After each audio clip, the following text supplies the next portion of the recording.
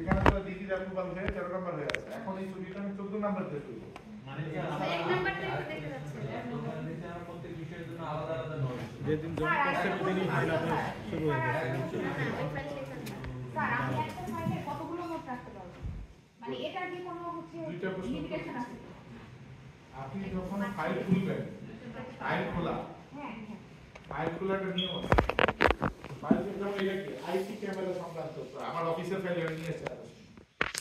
এখন মনে করেন এইটা আইপি ক্যামেরা, আজকে আমি এই রুমে আইপি ক্যামেরা লাগাবো, তাহলে আমি এইটা যখন ফর এক্সাম্পল এর জন্য 20,000 টাকা খরচ হবে, এই অনুমোদন আমি কোন ফাইলে দিব? আর এটা নতুন ফাইল দিব না, এটাতে সব এটা দিয়ে দিব।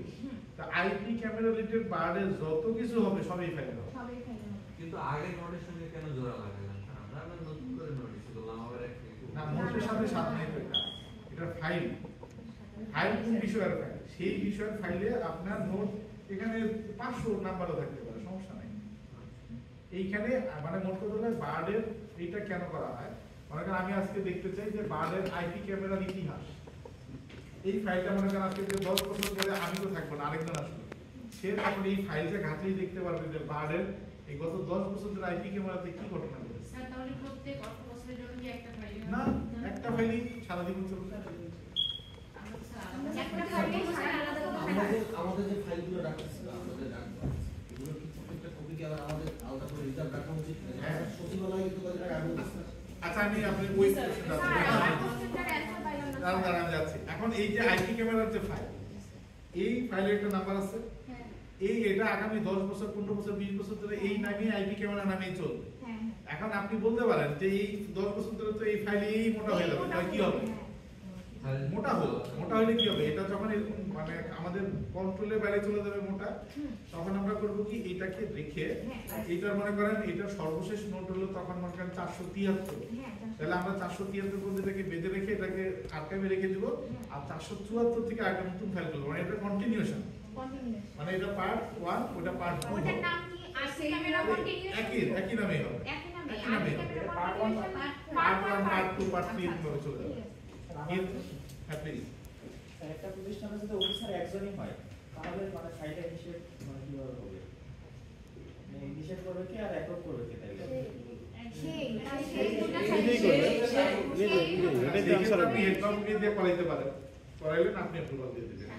তাইলে ডক্টর ইঞ্জিনিয়ার। আর মানে একটা নিয়ম কিন্তু আছে এখানে যে যিনি অ্যাপ্রুভালকারী এবং তিনিই হচ্ছে সব, মানে একজনই অ্যাপ্রুভালকারী, মানে যিনি হিসেব করবে তিনি অ্যাপ্রুভালকারী, সেই ক্ষেত্রে নোট লিখে দিয়ে দিলেই হবে। আচ্ছা, তো এইটা কি বুঝতে পারছেন? আর আপনার যে প্রশ্ন যে আমি প্রত্যেকবার ক্যামেরা লাগাবো, প্রত্যেকবার একটা করে ফাইল তুলবো, ফাইল না স্যার, নোট আলাদা। স্যার সে বলতে চাচ্ছে স্যার একদম নোটটা শুরু নোটটা আলাদা হবে বলতে কি এটা 13 থেকে 14 নাম্বার হবে। হ্যাঁ, এটাই মেন করছে, এটাই স্টার্টিং করবে কিভাবে? ও না, আমি কিন্তু এটা প্রথমে বলছি যে আপনি 67 68 69 দিতে পারেন, তো 67 এর পর 10 দিতে পারেন। ক্লিয়ার? আচ্ছা, আপনার যেটা প্রশ্ন ছিল যে শিক্ষার্থী আর study leave, sorry study leave আর ডেপুটেশন। স্টাডি লেভেলে শিক্ষাচ্যুতি বাংলায়, আর ডেপুটেশন হলো প্রেশন। শিক্ষাচ্যুতি হচ্ছে যে আপনি আপাতত ছুটি নিয়ে পড়তে গেছেন, ওই ছুটি আপনার অর্জিত ছুটি থেকে কাটবে সারা জীবনে যে আপনি যে জমা আছে বললাম না, এখান থেকে কেটে যাবে, অর্জিত ছুটি থেকে কাটবে এবং আপনি অর্ধকর্মচারী ছুটি নিতে পারবেন, আপনার বেতন কমবে।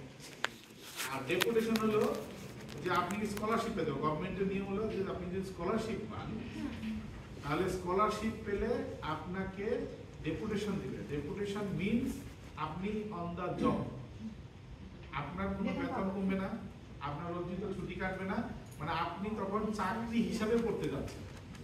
ফর এক্সাম্পল আমি সাউথ কোরিয়াতে পড়তে গিয়েছি, আমি স্কলারশিপ পেয়েছি, আমি যখন 1.5 বছর ছিলাম, ওই 1.5 বছর যে আমি চাকরি করতেছি, আমার চাকরি হলো পড়াশোনা করা। স্যার ওই সময় কি আমি ইনক্রিমেন্ট পাবো? সবই হবে, চাকরিরত অবস্থায় সব সুবিধা চাকরিরত অবস্থায় তো আপনি সবই পাবেন।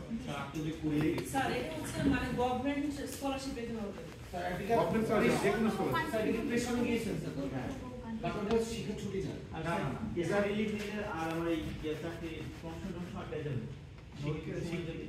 আটকে যাবে না প্রমোশন আর এটা অনেক কমপ্লিকেটেড জিনিস আপনার মানে আপনার ছুটি গেছে বেতন ওখান থেকে যাবে আর বেতন আর আপনার ওই দিনের ওই সময়টুকুর যে ছুটিটা এটা আপনার চাকরি কাল হিসেবে গণনা হবে বাট মানে পেনশন যুক্ত চাকরি হিসেবে মনে করো না ওটা ছুটিবিহীনটা হ্যাঁ গণনা হবে সবই গণনা হবে প্রমোশন বেতন সবই হবে বেতন কম হ্যাঁ বেতন আপনি অর্ধেক পাবেন অর্ধেক পাবে হ্যাঁ আর ডেপুটেশনে গেলে মানে স্কলারশিপে গেলে আপনি ফুল বেতন পাবেন চাকরিও থাকবে লাইক চাকরি সবই পাবেন ইনক্রিমেন্টও হবে কিন্তু এখানে একটা কথা আছে কথা হলো আমি মনে করেন যে 2 বছর যদি আমি পড়তে গেলাম তাহলে প্রতি জুনে একটা ইনক্রিমেন্ট দেয় না জি স্যার এই জুনে ইনক্রিমেন্টটা লাগবে না দিবে না এটা কি হবে আমার আমি সর্বশেষ যেই বেসিকে আমি ছুটিটা নিয়ে কোরিয়া গেলাম ওই বেসিক নিয়ে আমার আসা পর্যন্ত চলতে থাকবে ওইটাই তো জিজ্ঞেস করছিলাম ইনক্রিমেন্টের স্যার যে আমি ইনক্রিমেন্ট পাবো